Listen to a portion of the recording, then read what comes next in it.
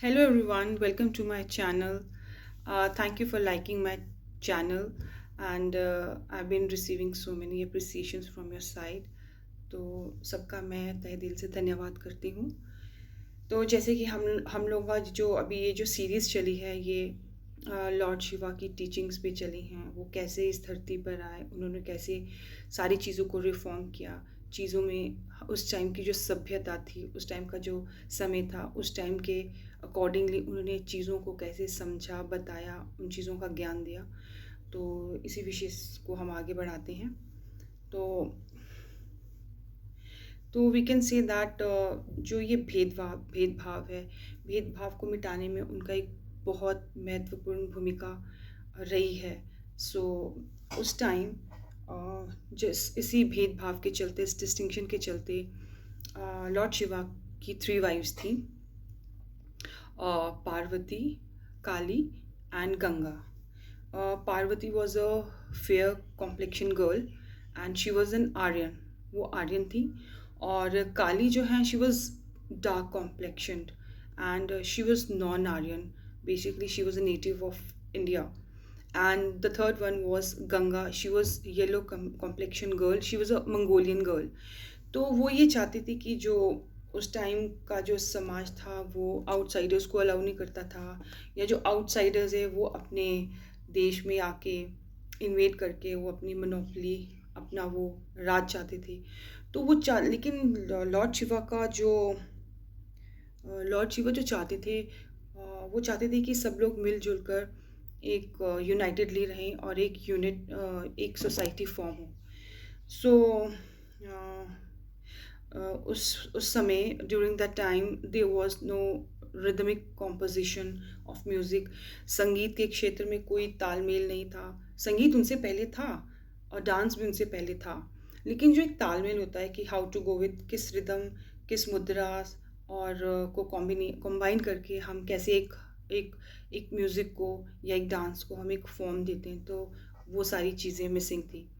तो जैसे आप जानते हैं, आपने गायत्री मंत्र के बारे में सुना ही होगा, सब लोग जानते हैं. We all are Indian, so definitely we all know what Gayatri mantra is. But इसमें भी लॉर्ड शिवा कहते हैं कि एक छोटी सी भूल है, छोटी त्रुटि, छोटी सी गलती है. और वो गलती क्या है? जो ये गायत्री मंत्र है, basically it is not Gayatri मंत्र, इट इज़ अ गायत्री छंद. अब ये छंद क्या होते हैं? ये छंद होते हैं जो ये these are the parameters, you know, like 7 meters of Vedic age में क्या था, पैरामीटर्स होते हैं. ये आप जो ये संगीत के जो रिदम के जो पैरामीटर्स हैं, they are 7 parameters. During that time there were 7 parameters. I mean you can say in the Vedic age there were 7 parameters. और वे थे गायत्री, उष्णिक, त्रिष्टुप, अनुष्टुप, जगती, बृहति और पंक्ति. तो इसी में से ये गायत्री को जो है, ये गायत्री छंद को कन्वर्ट किया गया गायत्री मंत्र में. Basically it is not Gayatri मंत्र, इट इज़ गायत्री छंद. सो और क्या आपको पता है जो ये 7 सुर हैं, ये 7 ऑक्टेव्स हैं, ये कहाँ से लिए गए हैं, ये किसने इन्वेंट किए हैं? For your kind information I would like to tell you that जो ये 7 छंद हैं, ये 7 सुर हैं, 7 ऑक्टेव्स, ये लॉर्ड शिवा ने इन्वेंट किए थे. और ये लिए गए हैं पशु पक्षी की आवाज़ों से. तो लॉर्ड शिवा कहते थे कि जो पशु पक्षी की आवाज़ें हैं, इस यूनिवर्स ब्रह्मांड में साउंड वेव्स के साथ हारमोनियस एडजस्टमेंट मेंटेन करते हैं. और इसीलिए उन्होंने इन 7 स्वरों को, 7 ऑक्टेव्स को कुछ पशु पक्षियों से लिया है. तो ये 7 जो पशु पक्षी हैं, वे जैसे 7 सुर हैं, सा रे गा मा पा धा नी. एंड जो 8th है वो इटसेल्फ इज़ द फर्स्ट सुर, दैट इज़ सा. सो सा लिया गया है पीकॉक की आवाज़ से. सो पीकॉक को सा मीन षडज वर्ड से फर्स्ट वर्ड सा लिया गया है. Second is Re, is Rishbhav. So Rishbha means ox, बैल. तो उसका जो पहला वर्ड है संस्कृत के, ये सारे ये जो जितनी भी जो शब्द हैं ये सारे संस्कृत से लिए गए हैं. तो रे से हुआ ऋषभ. और तीसरा है गा. गा इज़ अ गोट. गा लिया है गंधारा. गंधारा मीन्स गोट इन संस्कृत. तो गंधारा का जो पहला वर्ड है गा है, तो वहाँ से लिया गया है. और माध्यम लिया गया है मा, मीन्स हॉर्स. फिर नेक्स्ट आपका आता है, फिफ्थ वर्ड है पा. इट्स पिकम्प, पिकम, पिकम, इट्स कुकू, कोयल. तो पा यहाँ से लिया गया है. और सिक्स्थ आपका जो सुर है वो है धा. धा लिया गया है Dhaivata, means donkey, yes, right. And the last word is Ni. Ni is Nishada. Nishada का पहला जो वर्ड है Ni. Ni is an elephant. तो ये कुछ combination of birds and animals हैं जिनसे ये 7 से 8 ऑक्टेव्स बने हैं, 7 सुर हैं. So same way he give the phonetics also. And phonetic जो साउंड्स होती हैं वो डिपेंड करती हैं when we inhale and exhale. So phonetics depends upon that. So Shiva gave all rhythms with mudra, right? So Shiva से पहले ऋग्वेदिक as में चंद तो थे. जैसे मैंने आपको पहले अभी 7-8 प्रकार के चंद के बारे में बताया. तो ये जो है ये शिवा से पहले भी थे. लेकिन उस वक़्त चंद तो थे, but mudras forms they were missing. So उन्होंने ऑब्ज़र्व किया कि कुछ ऐसे क्रिएचर्स हैं जिनमें ग्लैंड्स यानी ग्रंथियाँ या तो अंडर एक्टिव हैं, या वो ओवर एक्टिव हैं, या अंडर सिक्रेटिंग है, या ओवर सिक्रेटिंग है. So Shiva researched all these factors and finally उन्होंने मुद्रास को इन्वेंट किया. ये जो मुद्रास हैं ये इंसान के ग्लैंड्स को अफेक्ट करती हैं और ह्यूमन माइंड को इन्फ्लुएंस भी करती हैं. So this was the Shiva's contribution to the world of dance. So as we all know that Shiva gave तांडव. शिवा ने ना ही चंद और म्यूज़िकल स्केल मगर रिदम यानी कि लय और डांस मुद्रा को भी हार्मोनाइज किया, उनको आपस में मिलाया. तो शिवा ने सेट ऑफ परकशंस ये सब तालवाद किया. तो Shiva gave music both vocal and instrumental dance songs. So वे चाहते थे कि कॉमन मासेस को इन सब चीज़ों की नॉलेज हो, how to go in a proper way. तो उन्होंने ही selected Maharshi Bharata as a ideal candidate and told him to teach science of music to anyone who wants to learn it without any discrimination of community, caste and all.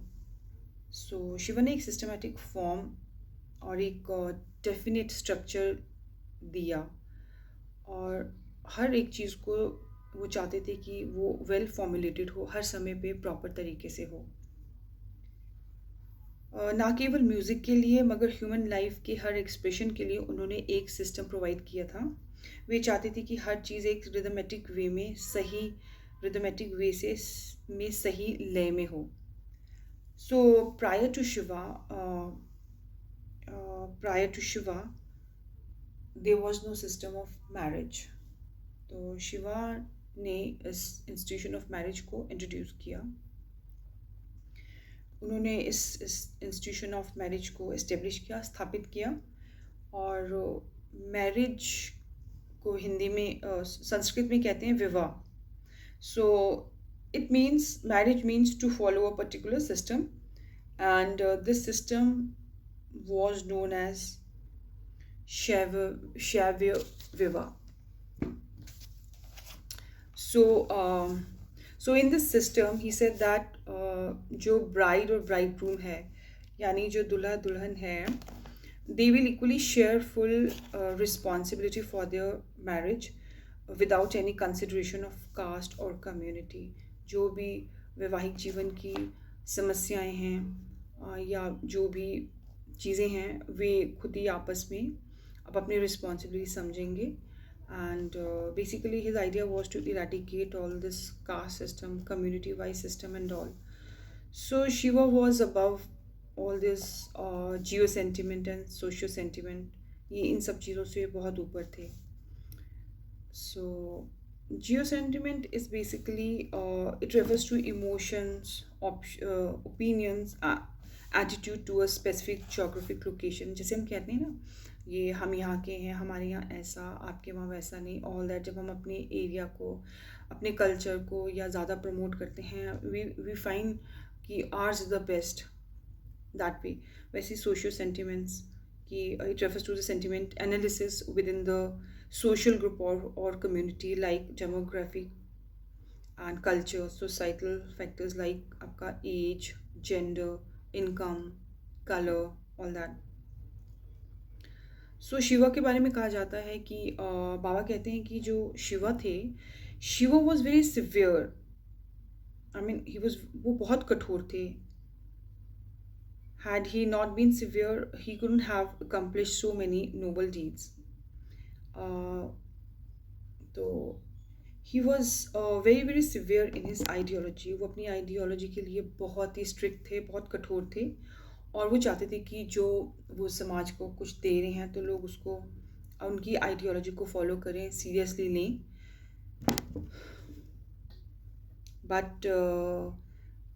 But he was very very tender also.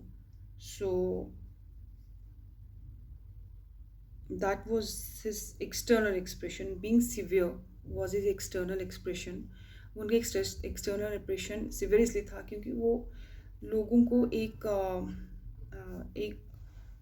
एक नियम, एक ideology को पालन करने के लिए, जैसे हम होते हैं ना, जब टीचर्स, अगर जिस तरह हम कहते हैं कि टीचर्स का स्ट्रिक्ट होना बहुत ज़रूरी है, पेरेंट्स भी अपने बच्चों से स्ट्रिक्ट होते हैं at some point of time, but at their heart they are like soft and tender. So that way Shiva, though he was a महापुरुष, परमपिता, तो वो यही चाहते थे कि जो भी वो आइडियोलॉजी लोगों को दे रहे हैं लोग उसको फॉलो करें. सो इसलिए उन्हें स्ट्रिक्ट होना पड़ता था. बट वो मन से, he was very tender, he was very soft, और उनको लोग भोलेनाथ के नाम से भी जानते हैं. वो इतने पैशनेट थे, वो डाउन ट्रोडन लोगों से बहुत प्यार करते थे. So before the advent of Lord Shiva, world people during that time had not seen such a perfect blend of severity and tenderness combined in one person. So people realized that he was someone special above the common herd of humanity. वो समय ऐसे था, वो बहुत tough समय था लोगों के लिए, और लोग उनको देख के बहुत हैरान होते थे क्योंकि थे, जन्म तो उन्होंने एक इंसान के रूप में लिया था, और जो उनकी आइडियोलॉजी थी और जिस तरह का उन्होंने रोल प्ले किया लाइफ में, लोगों को रिफॉर्म किया, चीज़ों को इंट्रोड्यूस किया, संगीत के क्षेत्र में, म्यूज़िक के क्षेत्र में, वो लोगों को बेसुर से सुर, बेताल से ताल की तरफ ले गए. तो लोग उनसे बहुत प्रभावित थे. तो उन्हें लगता था कि ये आम इंसान तो नहीं है. तो लोगों को इस बात का आभास तो हो ही गया था कि वे एक आम इंसान नहीं है. So all people out of reverence accepted this superiority with both heads and bended knees. So we can see that Shiva's greatest contribution to humanity is the concept of dharma. So as I told you that I told you earlier that Aryans were outsiders. ये लोग जब बाहर से आए तो when they came to India, I mean there was no clear cut concept of dharma.